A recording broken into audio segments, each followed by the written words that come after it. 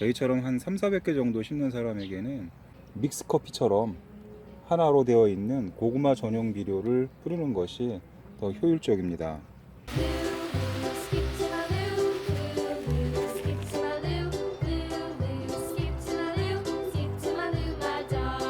안녕하세요, 농담TV입니다.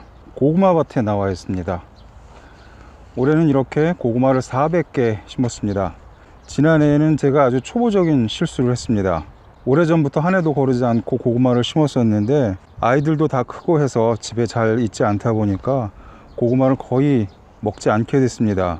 그래서 보관하는 문제가 큰 일이 되었고, 여러 가지 보관 방법을 강구하다가 더 이상 고구마를 심지 말까 이런 생각을 했었습니다. 그래서 심지 않고 있다가 아무 생각 없이 고추밭 옆에 고를 하나 만들고 고구마를 심게 되었습니다. 제 기억으로는 200개 정도 심은 것 같았는데, 이웃을 잘 만나야 일이 쉽게 풀리는 법인데 하필이면 고추밭 옆이라서 지난해에는 고구마 수확량이 겨우 2박스 남짓했습니다.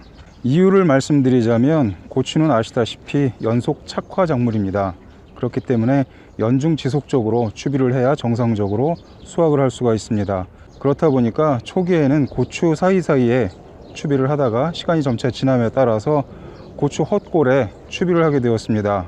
그 결과 그렇게 과다 축적된 비분이 고구마에 영향을 미치게 되어서 고구마 줄기는 엄청나게 성장한 데 반해서 나중에 수확할 때 보니까 뿌리는 거의 들어차 있지 않았습니다.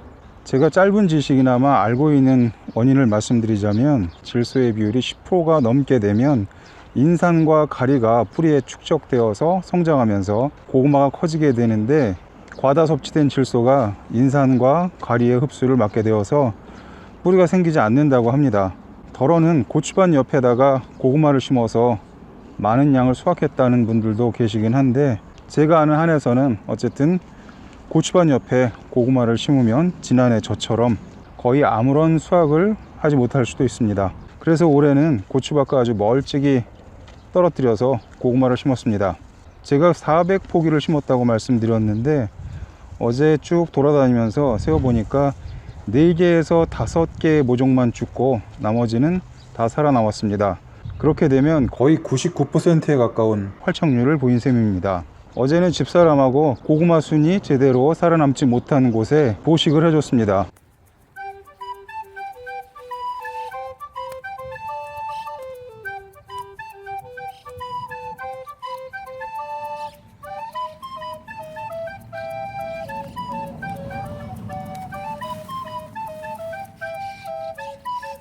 하루가 지난 오늘 이렇게 보면 약간 시들긴 했지만 그런대로 제대로 자리를 잡을 것 같습니다. 올해 이렇게 99% 가까이 활착률을 보이게 된 원인은 비가 오고 나서 바로 이튿날 비닐을 씌웠습니다. 그렇게 되면 따로 수분 공급을 할 필요도 없고, 어제 보식을 하는 과정에서 비닐 속을 확인해 보니까 아직도 많은 수분을 포함하고 있었습니다. 여기도 보식을 했고 이쪽에도 보식을 했습니다. 그런데 저렇게 왕성하게 성장한 엽순을 따서 제대로 자리 잡지 못한 고구마 자리에 보식을 하는 방법이 제 기억으로는 아마도 한 10여 년 전부터 인터넷을 통해서 가끔씩 알려지기 시작을 했었습니다.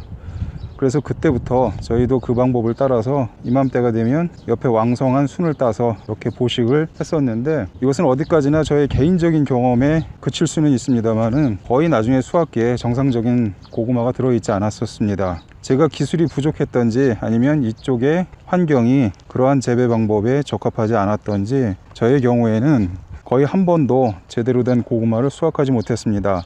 그런데 어제 왜 저희가 저렇게 고구마를 보식을 했느냐, 그 이유를 말씀을 드리자면, 우선은 고구마 순이 죽은 상태로 그대로 내버려 두면 거기에 풀이 올라오게 됩니다. 그래서 나중에 8월 9월쯤 되면 풀이 거의 사람 키만해지기 때문에 그것을 방지하기 위해서 저런 식으로 엽순을 따서 보식을 했습니다. 그리고 나머지 하나는 제 성격입니다. 전체적으로 고구마 순이 다 정상적으로 자라고 있는데 한두 군데 이 빠진 것처럼 제대로 자리를 잡지 못하면 그것을 또 제가 봐넘기지를 못합니다. 그래서 나중에 수확량과 관계없이 보식을 하곤 합니다. 엽순을 따서 보식하는 방법이 거의 처음에 심었던 고구마 순과 비슷한 수확량을 나타내게 되면 어디엔가 그러한 실험 결과와 자료들이 돌아다닐 텐데, 아직까지는 제가 과문한 탓도 있겠습니다만 그러한 자료를 보지 못했습니다. 그래서 저희는 어디까지나 그러한 부분에 대해서는 큰 기대를 하지 않고 그저 잡초 방지 내지는 잎 빠지는 곳이 보기 흉해서 이렇게 보식을 하고 있습니다. 한때는 식구들이 고구마를 워낙 먹지 않아서 몇 해 동안은 고구마를 재배하는 목적이 여름에 고구마 순을 가지고 반찬을 해 먹는 것이었던 적도 있었습니다.